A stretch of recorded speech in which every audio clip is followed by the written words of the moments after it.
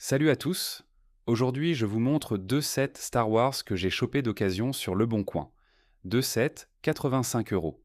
Et je vous le dis tout de suite, il y a 9 figurines là-dedans, dont plusieurs qu'on ne trouve nulle part ailleurs.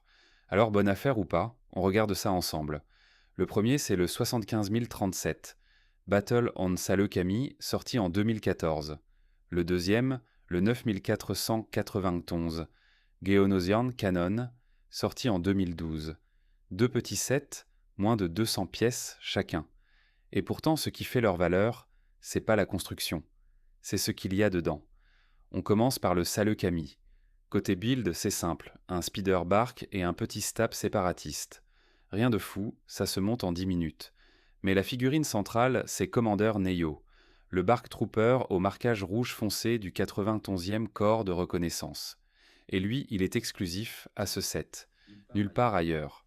C'est vraiment lui qui porte toute la valeur. À côté, on a deux droïdes de combat et deux super droïdes de combat. Sympa pour garnir un diorama, mais on les trouve un peu partout. Deuxième set, le Geonosian Canon. Et là, c'est l'inverse. C'est le set le plus intéressant des deux niveaux figurines. 4 figurines, et 3 d'entre elles sont exclusives.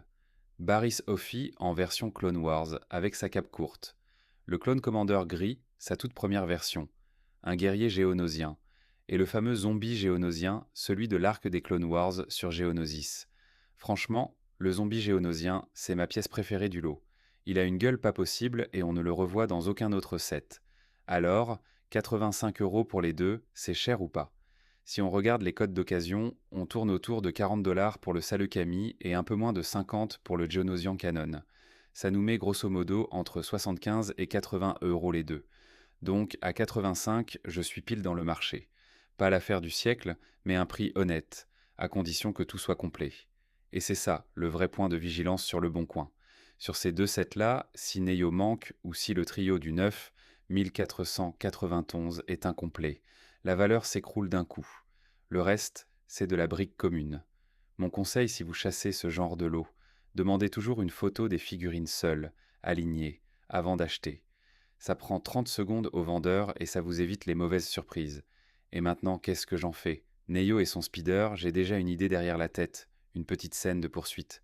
Et les autres vont sûrement finir dans un projet beaucoup plus gros sur lequel je bosse en ce moment. Si vous voulez voir ce que ça donne, abonnez-vous, ça m'aide énormément. Dites-moi en commentaire quelle figurine vous préférez sur les 9. Et si vous avez déjà fait une bonne affaire Le Bon Coin, racontez, ça m'intéresse. À très vite.